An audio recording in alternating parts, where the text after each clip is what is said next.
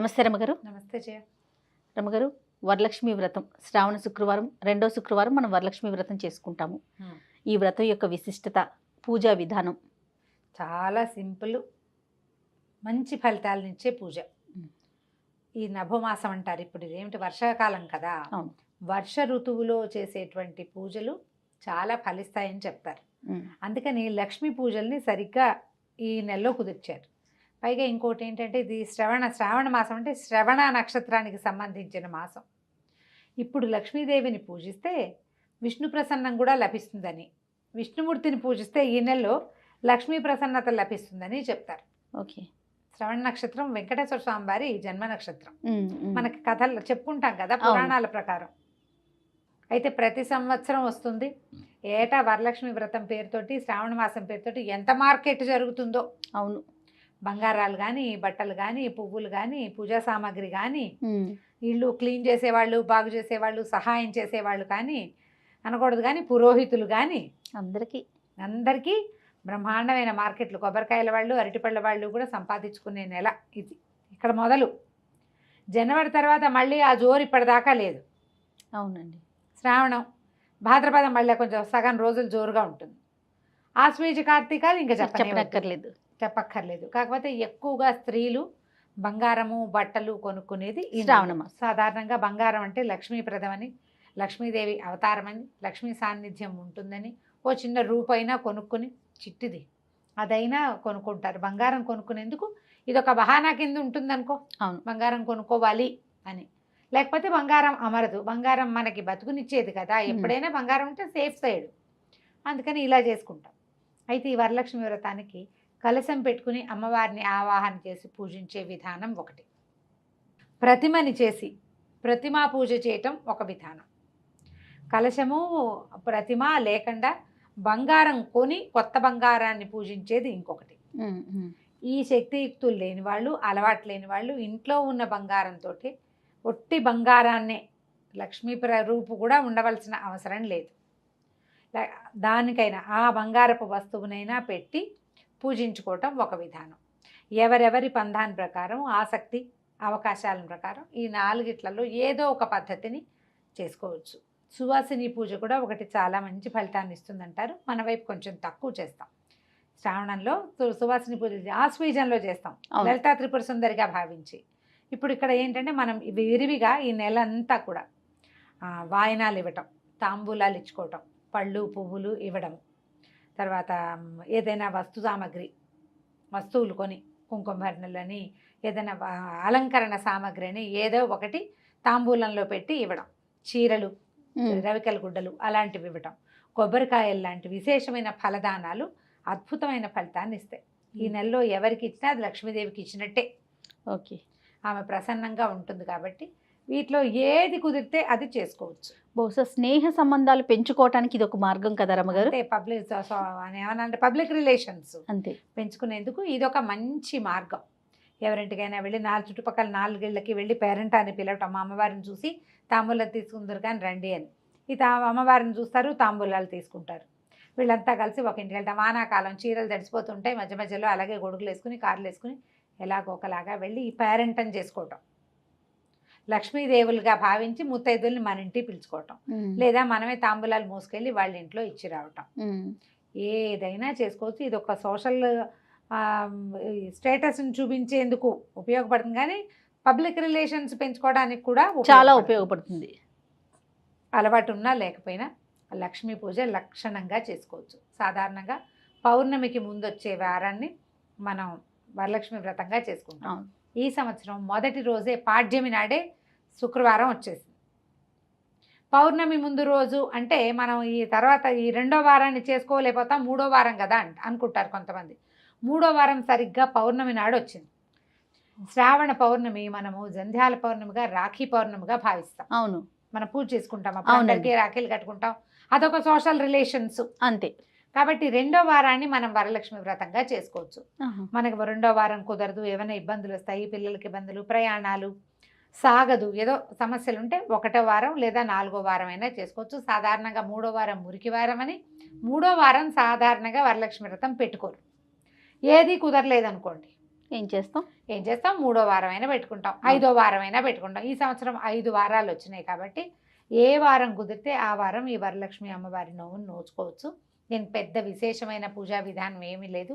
నిత్యము చేసుకునేటువంటి లక్ష్మీ పూజని మనం షోడశోపచారాలతోటి శ్రీ సూక్త విధానంతో చేస్తే ఈ కాలంలో ఆ మంత్రానికి మంచి బలం అన్నమాట.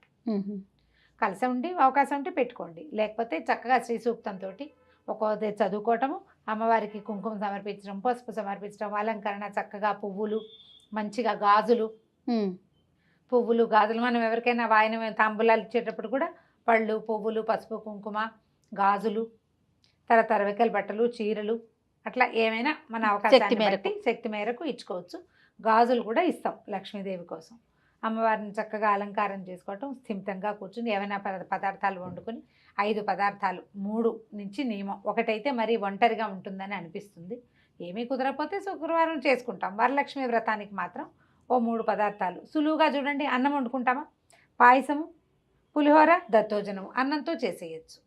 ఒకే అన్నంతో 3 పదార్థాలు కూడా కావించవచ్చు కదా. అవును, అన్నం వండి పక్కన పెట్టుకుని 3 పదార్థాలు కూడా చేసుకోవచ్చు. వాటితోటి కొంచెం సులువుగా అయిపోతుంది. చాలా మందికి ఈ పద్ధతి అలవాటు ఉంటుంది. అవును, అన్నం వండేసి ఒక గ్లాస్ బియ్యం వండేసి కొంచెం అన్నం తీసి అందులో పాలు పోసి మళ్ళీ ఇంకోసారి ఉడికి బెల్లం కలిపి పరమాన్నం చేసుకుంటాం. కొంత అన్నంలో చిన్న తాలింపు వేసి కొంచెం చింతపండు పులుసు, నిమ్మకాయ రసమో వేసి పులిహోర, కొంచెం అన్నంలో పెరుగు కలిపి కొంచెం తాలింపు వేసి 3 అన్నాలు తయారవుతాయి. అయితే ఏంటంటే వరలక్ష్మి అమ్మవారి లక్ష్మీదేవికి శనగపప్పు అంటే చాలా ప్రీతని చెప్తారు. శనగపిండి, శనగపప్పు. అందుకని మనం మామూలుగా ఏం చేస్తాం, శనగపప్పుతో బూరెలు కానీ, పూర్ణాలు, లేకపోతే మన శనగపప్పుతో బొబ్బట్లు కానీ, శనగపిండితో బజ్జీలు కానీ, అది కూడా పనికొస్తుంది జయ. అవునా రమ్మగారు? బజ్జీలు కూడా పనికొస్తాయి. వెల్లుల్లి వేయకూడదు అంతే. బజ్జీలు కూడా నివేదనలోకి పనికొస్తాయి. ఇవి కానీ చేసుకోవచ్చు. లేదా శనగపప్పుతోటి వడలు కానీ వేసి నివేదన చేసుకోవచ్చు. 3 అన్న పదార్థాలే, ఎందుకంటే నూనె పెట్టలేమంటే మొన్న పదార్థాలు చేసుకోండి. మామూలుగా అన్నం, కూర, పప్పు ఏదో చేసుకుంటాం కదా వంటకం, అది కూడా ఓ పళ్ళెల్లో వడ్డించి అమ్మవారికి నివేదన చేయండి. మీ భక్తి శ్రద్ధే కానీ మీ పదార్థంలో ఉన్న హెచ్చు తగ్గు అమ్మవారికి అవసరం లేదు. అంతే, ఆమె అది చూడదు. నీకు ఎంత శ్రద్ధ ఉందో, నువ్వెంత భక్తిగా చేసావో, నువ్వెంత తత్పరత కలిగి ఉన్నావో ఆమె ఎందు, ఆమెకు అదే కావాలి. నువ్వే నాకు దిక్కు అనే భావం నీలో ఎంత ప్రగాఢంగా ఉందో అది చూస్తుంది. ఇది చక్కగా పూజ చేసుకోండి, ప్రసాదాలు చేసుకోండి, నైవేద్యం పెట్టేసేయండి. ఈ మన శ్రావణ గౌరి కాదు, రావట్లేదు. వరలక్ష్మి అమ్మవారి పూజా విధానపు కథ కూడా చాలా చిన్నది. ఇప్పుడు కలశం పెట్టుకునే అలవాటు ఉన్న వాళ్ళు తోర పూజ ఉంటుంది, తోరానికి పూజ చేస్తారు. దారాలు పేని అక్కడ పెట్టడము, ముళ్ళేయటము, ఒక్కొక్క గ్రంథికి ప్రథమ గ్రంథి, ద్వితీయ గ్రంథి, తృతీయ గ్రంథి అంటే ఒక్కొక్క ముడికి పూజ చేసి ఆ తోరాన్ని చేతికి కట్టుకుని శ్రద్ధగా కథ చదువుకోవటమో వినటమో చేస్తాం. మరలా చారుమతీదేవి కథ చాలా సింపుల్, చిన్న కథ. చారుమతీదేవి ఒక గృహస్థుని భార్య, అర్ధాంగి. ఆవిడ ఇల్లాలు, ఇంట్లో ఉండేది, అత్తగారి మావగారిని బాగా చూసుకునేది, ఇంటికి వచ్చిన అతిథి అభ్యాగతుల్ని చూసుకునేది. ఆమె యొక్క గుణగణాలకి మెచ్చినటువంటి వరలక్ష్మి అమ్మవారు ఆమె కల్లో కనపడిందట. నేను వరలక్ష్మిని, నీకు వరాలు ఇవ్వడానికే వచ్చాను. శ్రావణ మాసంలో వచ్చేటువంటి 2వ శుక్రవారం, పౌర్ణమి ముందు వచ్చే శుక్రవారం నాడు నన్ను పూజించు అని చెప్పింది. ఆమె ఆ కళని తెలుసుకుని చుట్టుపక్కల వాళ్ళకి చెప్పింది, అత్తమా వాళ్ళకి చెప్పింది. అందరూ చేద్దాం అన్నారు. ఓ 2-3 నెలల తర్వాత వచ్చింది శ్రావణం. వస్తే ఈ నభమాసంలో వచ్చినటువంటి ఈ దీని రోజున, వరలక్ష్మి వ్రతపు రోజున అందరినీ పిలిచారు. చుట్టుపక్కల వాళ్ళంతా వచ్చారు, చుట్టాలు పక్కాలు అందరినీ. తర్వాత పంచపల్లవాలతోటి కలశాన్ని ఏర్పరచుకున్నారు. మర్రి, రావి, జువ్వి, మేడి, మామిడి, ఇవి వాటి తాలూకు కొసలు. మనం మామూలుగా మామిడి పెట్టుకుంటాం. అవును, మర్రి, రావి, జువ్వి, మేడి కూడా పెడతారు. జువ్వి అంటే అదొక చెట్టు, జువ్వి చెట్టు అంటారు. ఆ జువ్విని కూడా పెడతారనమాట. ఈ 5 పంచపల్లవాలతోటి కలశాన్ని ఏర్పరిచి ఒక చక్కగా మందిరంత గోమయంతో అలికి ఒక శుభ్రమైన ప్రాంతాల్లో మనం పూజకి ఎట్లా చేసుకుంటాం అలాగా నియమంగా గోమయంతో స్థలాన్ని శుద్ధిగా అలకటము, చక్కగా ముగ్గు వేయటము. తర్వాత దాని మీద ఏమో అమ్మవారికి ఒక మందిరాన్ని స్థాపించడం, దాంట్లో కలశాన్ని స్థాపించి అమ్మవారికి పూజ చేసుకున్నారు. పూజ అయిన తర్వాత పూజా మందిరానికి 3 ప్రదక్షిణాలు చేశారట. మొదటి ప్రదక్షిణ చేయగానే వీళ్ళందరికీ కాళ్ళకి ఆభరణాలు వచ్చేసినాయి. 2వ ప్రదక్షిణ చేయగానే శరీరం అంతా సర్వాభరణాలు వచ్చేసినాయట. అంటే ప్రదక్షిణ చేస్తున్న ముత్తైదువులకి.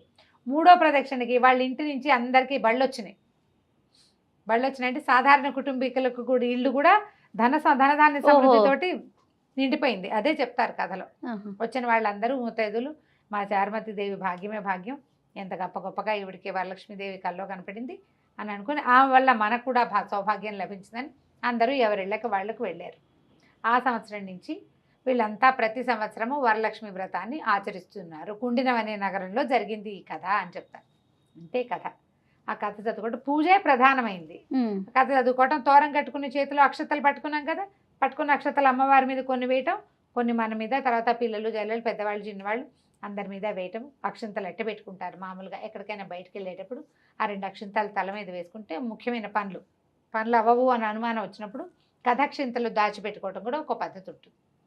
అలవాటు ఉంటే ఉంచుకోవచ్చు, జ్ఞాపకం ఉండాలి కదా. అవును. సో ఈ రకంగా వరలక్ష్మి వ్రతాన్ని మనకి ఎలా కుదిరితే అలా ఉపవాసాలు ఉండటం ఇలాంటివి ఏమైనా ఉంటాయా రమ్మగారు? వరలక్ష్మి వ్రతానికి అసలు సువాసిని వ్రతాలకు ఉపవాసాలు ఉండవు జయ. పగలు భోజనము తాంబూలము, రాత్రిపూట ఒక పొద్దే ఏదైనా టిఫిన్ తింటారు. ప్రత్యేకంగా అయితే ఏమీ లేదు. ఆ పగలు ఉపవాసాలు అవి చెప్పరు.